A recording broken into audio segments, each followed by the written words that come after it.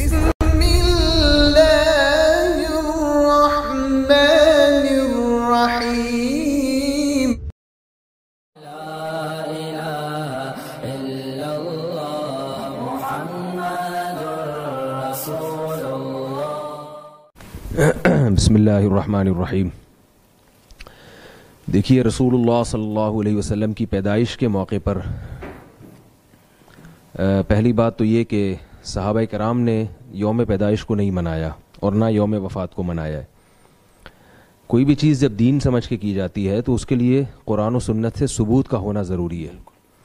اگر ہمیں یوم پیدائش کے حوالے سے ہمارے پاس کوئی بھی تعلیمات نہ ہوتی تو بھی اتنا کافی تھا اس بات کے لیے کہ ہم یوم ولادت کو باقاعدہ سیلیبریٹ نہیں کر سکتے یا یوم وفات کو برسی نہیں منا سکتے ہم. لیکن ہمیں کچھ احادیث ملتی ہیں جن سے ہمیں اشارہ ملتا ہے کہ اگر نبی کا کسی کو یوم ولادت معلوم ہو تو اس یوم ولادت کو پھر نبی نے کیا کیا ہے. ہمارے پاس مشہور حدیث ہے بخاری مسلم کی کہ آپ صلی اللہ علیہ وسلم پیر کے دن کا روزہ رکھتے تھے. صحابہ نے پوچھا کہ یا رسول اللہ آپ کیوں روزہ رکھتے ہیں؟ تو آپ نے فرمایا یہ میرا پیدائش کا دن ہے. تو اس سے ہمیں کیا پتہ چلا کہ دیکھیے روزہ اور تہوار جمع نہیں ہو سکتے، یعنی عید اور روزہ جمع نہیں ہو سکتے.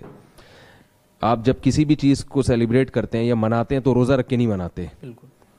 مثال کے طور پر آپ کو کوئی خوشی پہنچی ہو، آپ کا بیٹا امتحان میں پاس ہو گیا، تو آپ یہ نہیں کہیں گے کہ بھئی چونکہ میرا بیٹا امتحان میں پاس ہو گیا لہذا میں کھاؤں گا نہیں اب.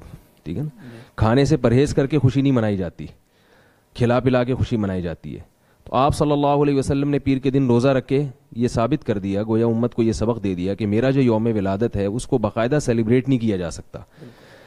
دیکھتے ہیں عید الفطر میں روزہ رکھنا حرام ہے، عید الاضحیٰ میں روزہ رکھنا حرام ہے، اور جمعہ میں بھی چھوٹی عید قرار دیا گیا ہے اس کو. تو جمعے کو بھی روزے کے ساتھ خاص کرنا ناپسند کیا گیا ہے کہ اس کی فضیلت سمجھ کے آپ جمعے کی روزہ رکھیں، کیونکہ عید کا تصور ہے اس میں.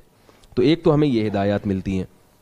دوسری ہمیں اگر ہم قرآن و سنت پہ اور شریعت کے مزاج پہ غور کرتے ہیں تو ہم دیکھتے ہیں کہ بھئی یہودیوں کے لیے جو دن تھا وہ ہفتے کا دن تھا، جو ان کی گویا چھوٹی عید تھی، جو مقدس دن تھا، ہفتے میں سب سے بڑا دن تھا وہ. اور اللہ نے عیسائیوں کے لیے اتوار کا دن رکھا. عیسائی یہودیوں کے بعد آئے تو ہفتے کے بعد ان کا اتوار.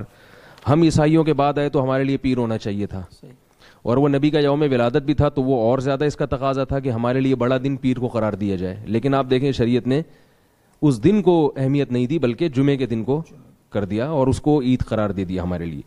تو اس سے بھی ہمیں پتہ چلتا ہے شریعت کے اس مزاج سے کہ شریعت جو ہے وہ نبی کے یوم ولادت والے دن میں تہوار کا عنصر نکال رہی ہے. ٹھیک ہے نا. اس کو تہوار کسی بھی لحاظ سے اس کو تہوار نہیں بنانا چاہتی. صحابہ کرام کے جو طرز عمل ہے اس میں بھی ہمیں یہ بات ملتی ہے کہ صحابہ کرام نے جب سال کی ابتدا کی ہے، سال کی ابتدا حضرت عمر رضی اللہ تعالیٰ عنہ کے دور میں صحابہ کا اجتماع ہوا اور مشورہ لیا گیا کہ ہم سال کی ابتدا کب سے شروع کریں. تو یوم ولادت سے بھی کر سکتے تھے، وہ جس سال آپ کی پیدائش ہوئی، یوم وفات سے بھی کر سکتے تھے. لیکن صحابہ کرام نے ولادت کے سال کو بھی اتنی اہمیت نہیں دی، وفات کے سال کو بھی اہمیت نہیں دی، بلکہ نبی صلی اللہ علیہ وسلم کی ہجرت کے سال کو اہمیت دی. کیونکہ اس میں کیا ہمیں سبق ملتا ہے کہ نبی نے اپنا سب کچھ اللہ کے لیے قربان کیا. تو جب بھی سال تبدیل ہوگا تو ہمارے ذہن میں یہ آئے گا کہ جیسے اب 1439 چل رہا ہے، 1439 ہجری کا یہ ربیع الاول چل رہا ہے اور آج 13 تاریخ شروع ہو چکی ہے اس کی. تو 1439 کا لفظ جب آئے گا تو اس کا مطلب ہے کہ نبی کو اللہ کے لیے قربانی دیے ہوئے 1439 سال ہو چکے ہیں.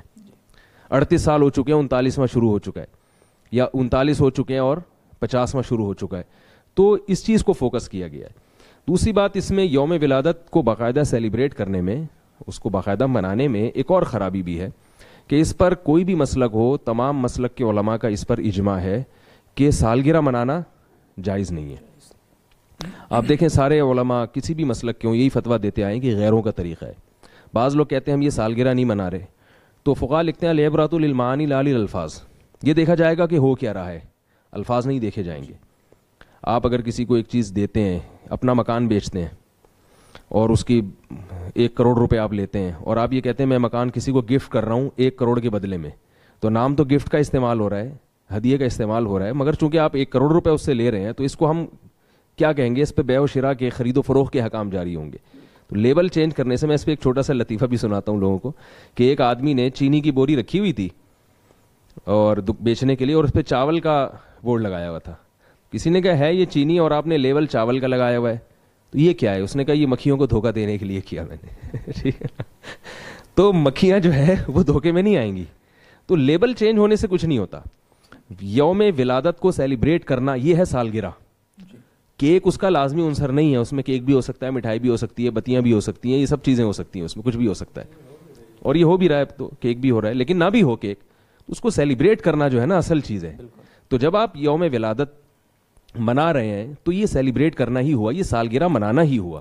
اب عجیب بات ہے, انگریز ہم پر اعتراض کر سکتا ہے کہ میں اپنے بچے کا یوم ولادت مناؤں تو تم اس کو ناجائز کہتے ہو اور کہتے ہو اسلام میں یہ منع ہے, اور جو نبی اسلام لے کر آئے انہی کا یوم ولادت منا رہے ہو, انہی کی سالگرہ منا رہے ہو, تو یہ ناجائز نہیں ہے. تو آپ اس کو کیا کہیں گے, آپ اس کو کیسے قائل کریں گے اس پر؟ تو یہ اس کے بھی خلاف جاتا ہے یوم ولادت ہو. اسی طرح یوم وفات برسی ہے, اس میں برسی کو کیوں منع ہے کہ غم کو تازہ کرنا, یہ بھی اسلام میں پسندیدہ نہیں ہے. تبھی آپ دیکھیں فقہاء نے لکھا ہے 3 دن کے بعد آپ عیادت ناپسندیدہ اور مکروہ عمل ہے.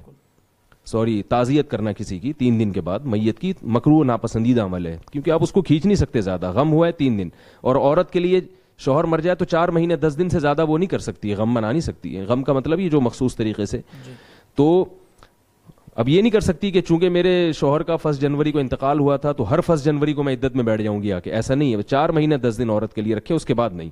اور عام حالات میں جو آپ غم کو کسی حد تک آپ جو یعنی تعزیت وغیرہ کر کے شیئر کر سکتے ہیں وہ 3 دن رکھا گیا ہے, تو ایک لمٹ کر دی. تو برسی کا بھی تصور اسلام میں نہیں ہے کہ یوم وفات منایا جائے, اور اسلام میں سالگرہ کا بھی تصور نہیں ہے. تو اس لیے میں یہ سمجھتا ہوں کہ میں کیا جو بڑے علماء ہیں وہ سب یہ کہتے ہیں کہ یوم ولادت کو باقاعدہ سیلیبریٹ کرنا یہ غلط ہے.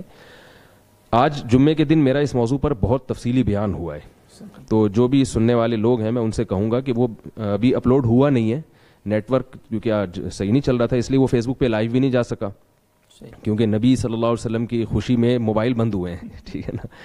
تو جو ہے نا وہ روڈ بھی جام ہوئے ہیں اور موبائل بھی بند ہوئے ہیں. میں خود یہاں پہنچنے میں مجھے بہت ٹائم لگا, ٹریفک بہت زیادہ جیم تھا. تو یہ ہم کس طرح نبی صلی اللہ علیہ وسلم کو خوش کرنے کی کوشش کر رہے ہیں کہ قیامت کے دن ہم کیسے کیا ان چیزوں سے آپ صلی اللہ علیہ وسلم خوش ہوں گے کہ ہم آپ صلی اللہ علیہ وسلم کی تعلیمات کو فالو نہ کریں اور اپنے طریقے سے ہم اس کو یعنی آپ محبت کا اظہار کی کوشش کریں. تو میں لوگوں سے ایک گزارش کروں گا کہ وہ اس بیان کو لازمی سنیں جب اپلوڈ ہو جائے. آج بیان ہوا ہے جمعے کا, اس میں بہت تفصیل سے میں نے اس پر نمبر وار تقریباً 10 یا 11 دلائل دیے. اور ایک آخری بات جو میں خلاصے کے طور پر کہ دیکھیں ہمیں جب بھی کسی سے محبت ہوتی ہے تو محبوب کو اپنی طریقے سے راضی نہیں کیا جاتا, بلکہ یہ دیکھا جاتا ہے محبوب کا مزاج کیا ہے, محبوب کا مزاج کیا ہے. تو جس سے محبت ہے اس کو خوش کرنے کے لیے وہ کام کرنا پڑے گا جو محبوب چاہتا ہے, جسے پشتوں میں کہتے ہیں نا اخپل طریقہ ٹھیک ہے نا, اخپل طریقے سے نہیں ہوگا. تو صحابہ کرام کو سب سے زیادہ محبت تھی رسول اللہ صلی اللہ علیہ وسلم سے. انہوں نے نبی کو کیسے راضی کیا, ربیع الاول میں انہوں نے کیا کیا. نعت پڑھنا بھی ٹھیک ہے, ربیع الاول میں آپ اگر الگ سے نعتیں پڑھتے ہیں تو کیونکہ ایک مناسبت ہے نبی صلی اللہ علیہ وسلم سے اس مہینے کی, تو نعت پڑھنا کوئی پابندی نہیں ہے. سیرت کے نام پہ جلسہ کرنا وہ پورے سال کبھی بھی ہو سکتا ہے, اس میں بھی ہو سکتا ہے. لیکن یہ جو بڑے بڑے جلوس نکالے جا رہے ہیں, خوبصورت کپڑے پہنے جا رہے ہیں اور ڈیک لگائے جا رہے ہیں اور مٹھائیاں بانٹی جا رہی ہیں اور بتیاں لگائی جا رہی ہیں, یہ چیزیں اسلام میں نہیں. اور ایک آخری بات یہ کہ اسلام میں جتنے بھی تہوار ہیں وہ دن کی روشنی میں ہوتے ہیں. عید الفطر ہے, عید الاضحیٰ, 2 تہوار ہیں دن کی روشنی میں. غیر مسلموں کے تہوار عام طور پر رات کو ہوتے ہیں. آپ کرسمس دیکھ لیں, رات کو جو ان کا دھوم دھڑکا ہوتا ہے وہ دن میں نہیں ہوتا. تو عید میلاد النبی جو ہے جو آج کل جس طرح سے منائی جا رہی ہے, اس میں رات کو زیادہ منائی جاتی ہے, دن میں کم. خود یہ چیز شریعت کے خلاف ہے, کیونکہ جو بتیاں ہیں, لائٹیں ہیں, وہ رات کو زیادہ جگمگاتی ہیں, تو دن میں وہ منائی نہیں جا سکتی اس طریقے سے. تو یہ چیز بھی شریعت کے مزاج کے خلاف ہے کہ تہوار اگر یہ ہوتا تو دن میں ہوتا. اور بات سے بات یاد آتی ہے تو ایک اور بات آپ کی خدمت پہ پیش کروں کہ کسی بھی قوم میں, کسی بھی مذہب میں جو ان کا تہوار ہے نا, اس میں سب کا اتفاق ہوتا ہے. بالکل آپ دیکھیں جو لبرل ہندو ہیں وہ بھی ہولی کے دن ہولی مناتے ہیں, جو لبرل عیسائی ہیں وہ بھی 25 دسمبر کو کرسمس منائیں گے. بہت ہی کوئی بالکل ہی مذہب سے باغی ہو تو وہ نہیں منائے گا, لیکن کوئی بھی اس میں اختلاف نہیں ہوتا تہواروں میں. مسلمانوں میں جتنے بھی فرقے ہیں, جتنے بھی مسلک ہیں, عید الفطر کو سب مناتے ہیں. عید الفطر ہے, یکم شوال کو اجماع ہے کہ یہ ہمارا تہوار ہے. 10 ذی الحجہ کا اجماع ہے کہ یہ عید الاضحیٰ کا دن ہے. اور یہ جو تہوار ہے نا یہ متفق علیہ ہوتے ہیں, اس میں اختلاف نہیں ہوتا. عید میلاد النبی جس طرح سے منائی جا رہی ہے تو آپ دیکھ لیں بعض ملک ایسے ہیں جن میں پتہ ہی نہیں ہوتا کہ ان کو آج کوئی عید کا دن بھی ہے. سعودی عرب میں تو پتہ ہی نہیں ہوتا عربوں کو کہ آج کیا ہے. پورے ملک ایسے ہیں جن میں منائی نہیں جا رہی. پھر جن ملکوں میں منائی جا رہی ہے، کراچی میں، پاکستان میں منائی جا رہی ہے، کراچی میں منائی جا رہی ہے، تو کراچی میں کھارا در میں منائی جا رہی ہے، ناظم آباد میں نہیں منائی جا رہی، ٹھیک ہے نا. پھر اگر ناظم آباد میں کسی گلی میں منائی جا رہی ہے تو ایک گلی میں عید ہے، اگلی گلی میں نہیں ہے، اس والے گھر میں لائٹنگ ہے، اس والے گھر میں اندھیرا ہے. تو تہواروں میں ایسا اختلاف نہیں ہوتا. تو ایسا اختلاف ہونا خود اس کی علامت ہے کہ یہ مسلمانوں کا باقاعدہ تہوار نہیں ہے. اس کو عید کے لفظ سے تعبیر کرنا بھی شریعت کے مزاج کے بہرحال خلاف ہے.